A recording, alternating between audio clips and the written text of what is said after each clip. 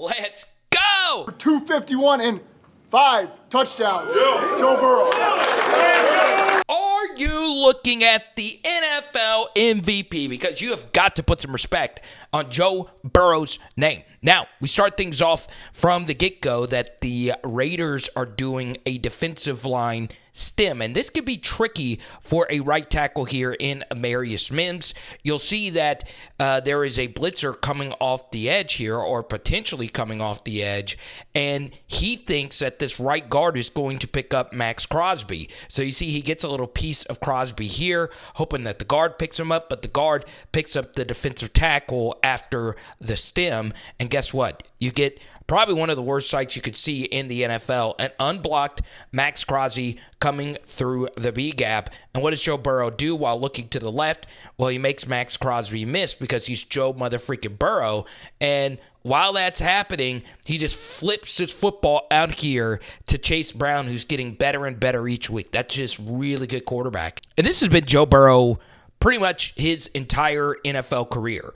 He steps up for other freaking people, okay? It's not always easy. You see, on this play, he is trusting his good buddy Jamar Chase to get open on the slant. This DB had such heavy inside leverage, there's nowhere to go. Joe Burrow has some of the best pocket presence you'll ever see, so he doesn't panic. He steps up, he waits for this backer to commit to him, and then he finds Tanner Hudson right here in the window. Shout out Southern Arkansas University. Mule Rider Pride, baby. My two favorite schools connecting. Let's go. And then we get to this 3rd and goal.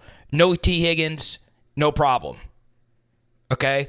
This is ridiculous what Burrow was able to do. Now, obviously the Raiders are not the 85 Bears, but this is just really good stuff from Joe, seeing that this side is wide open. He waits for Chase Brown to run into the window, and he actually could have thrown this a little earlier, but he wanted to make sure I wasn't going to get picked off. Chase Brown able to get 2 feet in, and it's a tutty. Let's move ahead to a 3rd and 3. The score is still Luka Doncic, and a huge part of the NFL this season. Trips bunch. You'll see it in the Chiefs film studies we do. In particular, the Falcons do a lot of this.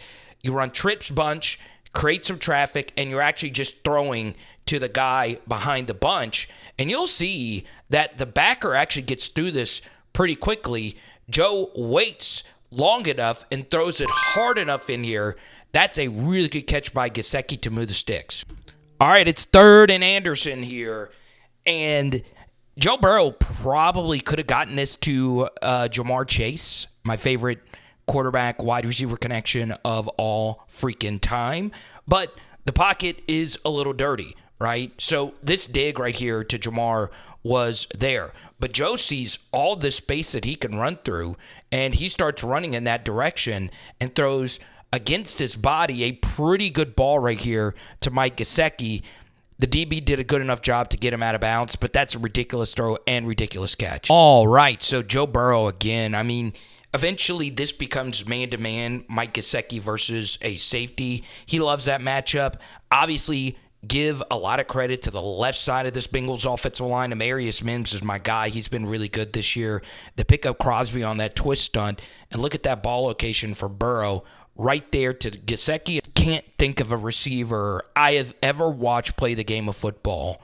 I prefer to have the football in his hands more than Jamar Chase. When you factor in the speed, you factor in the tackling ability, he doesn't even get that great of a block right here from Trent Irwin, but it doesn't spook him, it doesn't phase him, and he definitely runs like a running back after the catch. Just runs through these guys like they're nothing. I mean, look, he's still almost in a full gallop there, picks up an extra 10 yards. So no T. Higgins and no Jermaine Burton for whatever reason. You guys got to give me the scoop, okay? I've had my qualms with Jermaine Burton for quite a few things in college. But this is ridiculous stuff.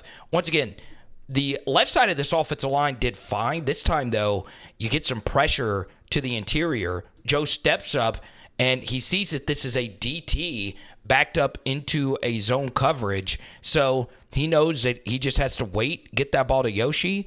And because it hits him so well in stride, Yoshi's able to turn this corner and score this tutty. So why did the Bengals go get Khalil Herbert Well, it's because Chase Brown is borderline unplayable as a pass protector, which sucks because he is a very talented receiver. Okay, so what the Bengals elect to do is give Max Crosby a double team. He gets a little bit of a jam at the line of scrimmage here from the tight end, and they let the blitzing backer go, and they're trusting Chase Brown to make this play. Now, watch what actually happens here.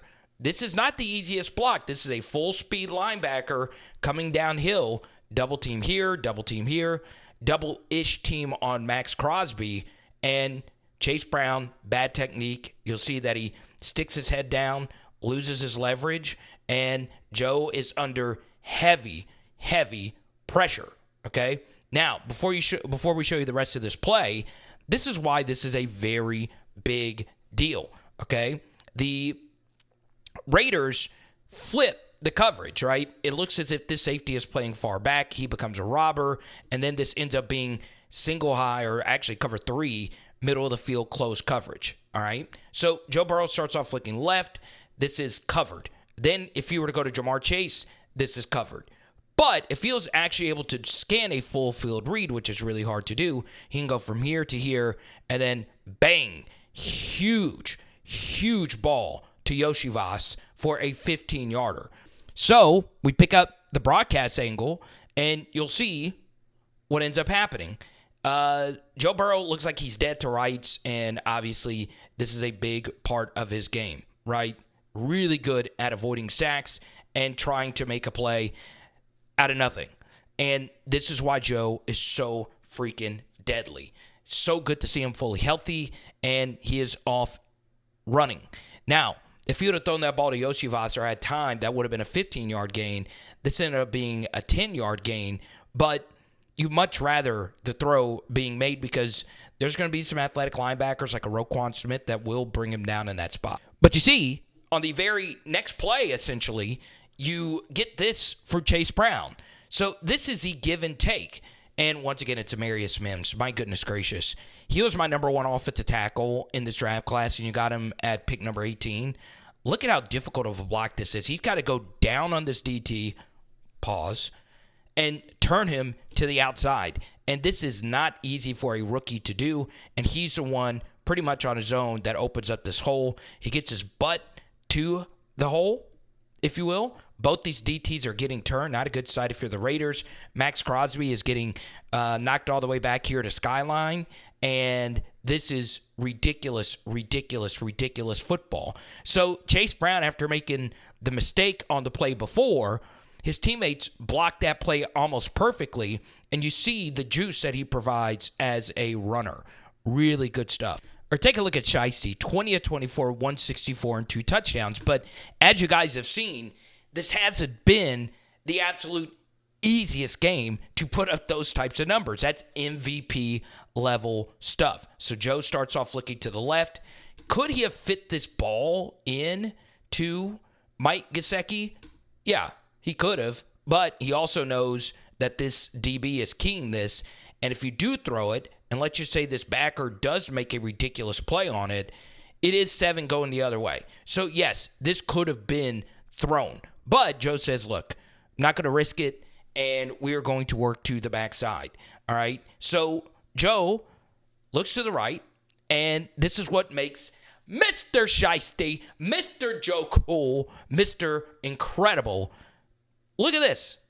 Finds Sample, who leaks after blocking Max Crosby, and look at that throw across his body. Finds him in the window. Tutty! Let's go.